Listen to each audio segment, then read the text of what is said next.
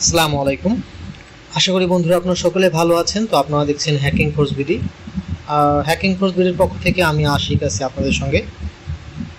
তো regular video নিয়ে আসা হচ্ছে না, একটু কাজের চাপের কারণে। তো আপনাদের অনেকের কমেন্টসের পরে আবারও আজকে থেকে ভিডিও রেগুলার নিয়ে আসার চেষ্টা করবো ইনশাল্লাহ।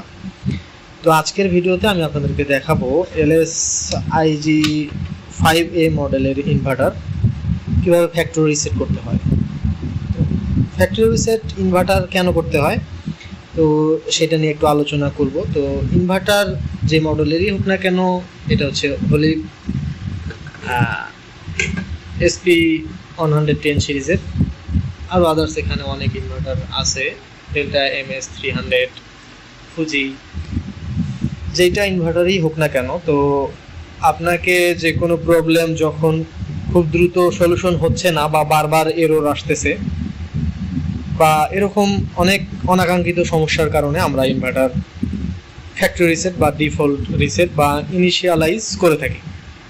তো বন্ধুরা, আমি আজকে আপনাদেরকে দেখাবো LSIG5A ইনভার্টার কিভাবে ইনিশিয়ালাইজ বা ফ্যাক্টরি রিসেট বা ফ্যাক্টরি ডিফল্ট করতে হয় বা প্যারামিটার রিসেট দিতে হয়। আপনি যেটাই বলুন না কেন, দ্যাটস মিন এটা ফ্যাক্টরি থেকে যেভাবে বের হয় ইনভার্টারটা ঠিক সেরকম একদম ডিফল্ট অবস্থায় থাকবে। পরে আমাদেরকে নতুন করে প্যারামিটার সেট আপ দিয়ে আমরা যেভাবে কাজ করতে চাই বা যেভাবে ব্যবহার করতে চাই সেভাবে অপারেট করতে হবে।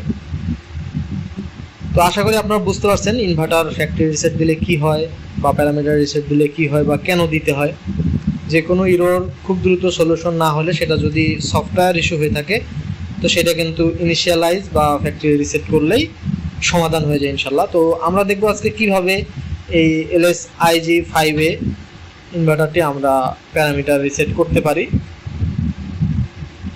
তো আমরা জানি যে এই বাটনের মাধ্যমে প্যারামিটারে প্রবেশ করতে হয়। তো আমি আপনাদেরকে একটু কাছে থেকে দেখাচ্ছি। অ্যাট ফার্স্ট আপনারা এই যে দেখতে পাচ্ছেন, এখানে যে একটা অ্যারো চিহ্ন আছে লেফট সাইডে, তো এর মধ্যে একটা ক্লিক করবেন, আরও একটা ক্লিক করবেন। এই সিরিজের প্যারামিটার চলে আসলে আপনারা ডাউনে ক্লিক করবেন, করার পরে H93 প্যারামিটারের মধ্যে আসবেন। তো বন্ধুরা, এখানে আসার পরে ইন্টার ক্লিক করবেন। তো দেখতে পাচ্ছেন এখানে সেটে আমাদের বাতিটা জ্বলে উঠছে, ইন্ডিকেটরটা, আর এখানে জিরো দ্যাটস মিন এখানে আমরা কোনো সেট ভ্যালু এখনও সেট আপ করিনি। তো এখানে কিভাবে আমরা সেট ভ্যালু সেট আপ করা মাত্রই আমাদের প্যারামিটার রিসেট হবে। তো এখানে 5টি স্টেজে প্যারামিটার রিসেট করা যায়। একটি হচ্ছে অল প্যারামিটার ডিফল্ট রিসেট বা ফ্যাক্টরি রিসেট, যেটার মাধ্যমে আপনি হার্ডওয়্যার, সফটওয়্যার, ইন্টারনাল আইও, আদার্স আরও যে ইনভার্টারের কয়েকটি পার্ট আছে ভিতরে, এগুলো দেখা যায় না, এগুলো সফটওয়্যারের ইস্যু বা প্রত্যেকটা কার্ডের সঙ্গে রিলেটেড থাকে।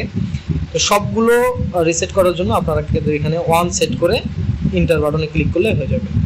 তো 2 নাম্বার 3 নাম্বার আমি আপনাদেরকে ভিডিওর সাইডেই একটা এই প্যারামিটারের রিসেট কিভাবে করতে হয়, কততে ভ্যালু সেট করলে কি পরিমাণ রিসেট হবে, ফ্যাক্টরি ডিফল্ট হবে না শুধু ইন্টারনাল আইও রিসেট হবে নাকি মোটর প্যারামিটার রিসেট হবে, সেটা আমি আপনাদেরকে চার্ট অনুযায়ী ভিডিওতে দিয়ে দেবো।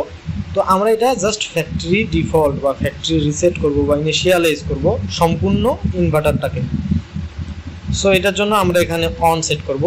অন সেট করা মাত্রই ইন্টার বাটনে চাপ দিয়ে দেব। তো বন্ধুরা, এখানে ব্লাঙ্কিং করবে, আরও একবার ইন্টার বাটনে চাপ দিয়ে দেব। তো আমাদের ফ্যাক্টরি ডিফল্ট হয়েছে কি না এটা দেখার জন্য আমরা এই বাটনে আবার চাপ দিয়ে ব্যাগে চলে আসবো। তো দেখতে পাচ্ছেন আমাদের এখানে 00 হয়ে গিয়েছে। তাছাড়াও আমাদের এখানে যদি নিচে আসবেন আপনারা, এটা চেক করার জন্য আমাদের ডিআরভি অথবা ডিআরভিতে আমরা দেখেন 4 সেট করে দিলাম। সো ডিআরভিতে 4 সেট করে দিছে, আমরা কিন্তু এখানে 4 ভ্যালু পাচ্ছি। আমি আপনাদেরকে আরেকবার দেখাচ্ছি।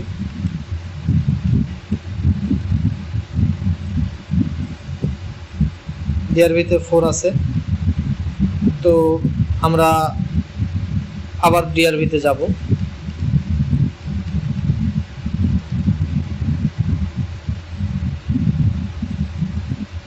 ডিআরভিতে দেখেন এখনও কিন্তু আমাদের সেট ভ্যালু 4 আছে। তো আমরা যখন ফ্যাক্টরি রিসেট করব, এখান থেকে ব্যাক করে দেখতে পাচ্ছেন এখনও কিন্তু 4ই আছে। তো আমরা আবার ফ্যাক্টরি ডিফল্ট করব। 93-তে গিয়ে অন দিয়ে ওকেতে ডাবল প্রেস করব, আর একবার করলাম। হ্যাঁ, আমাদের ফ্যাক্টরি ডিফল্ট কিন্তু হয়ে গিয়েছে। ব্যাক করে আমরা কিন্তু ডিআরভিতে যাব। দেখতে পাচ্ছেন ডিআরভি কিন্তু অন হয়ে গিয়েছে। দ্যাটস মিন আমাদের এই 93-তে যে আমরা 1 দিয়ে চাপ দিয়েছি, আমাদের কিন্তু ফ্যাক্টরি ডিফল্ট বা প্যারামিটার রিসেট হয়ে গিয়েছে। তো বন্ধুরা, আপনারা চাইলে এভাবে এলএস আইজি সিরিজের যত বড় ইনভার্টার হোক না কেন, এলএস মডেলের এর প্যারামিটার একই এলএস ইনভার্টারের। তো 93-তে গিয়ে 1 চাপ দিয়ে প্যারামিটার ইনিশিয়ালাইজ বা প্যারামিটার ফ্যাক্টরি ডিফল্ট করতে পারবেন। দেন আশা করি আপনাদের যে সফটওয়্যার ইস্যু বা হার্ডওয়্যার কোনো সামান্য ইস্যু যেটা সফটওয়্যারের কারণে হচ্ছে, সেটা আশা করি সলভ হয়ে যাবে, আপনাদের ইনভার্টার ভালোভাবে চলবে। তো ভিডিওটি যদি সম্পূর্ণ দেখেন, লাস্টে আমি আপনাদেরকে একটা টিপ দিয়ে দিচ্ছি। যখন আপনারা মেশিনে থাকা অবস্থায় কোনো ইনভার্টার ফ্যাক্টরি রিসেট বা ইনিশিয়ালাইজ করবেন, তখন অবশ্যই আপনার রান কমান্ড বন্ধ করে নিতে হবে। রান কমান্ড দ্যাটস মিন আপনারা যারা বুঝেন তারা তো বুঝেনি, আর যারা বুঝেন না তাদেরকে বলি, এখানে কমন থেকে P1-এ দিলে ফরওয়ার্ডে চলবে, কমন থেকে P2-তে দিলে রিভার্সে চলবে। তো মেশিন থেকে যদি ফরওয়ার্ড রিভার্স কমান্ড বা ফ্রিকোয়েন্সি আপ ডাউন কমান্ড দেওয়া থাকে পটেনশিওমিটারে, সেগুলো অফ না করা পর্যন্ত, দ্যাটস মিন এই রান কমান্ড অফ না করা পর্যন্ত আপনি কিন্তু ফ্যাক্টরি রিসেট দিতে পারবেন না।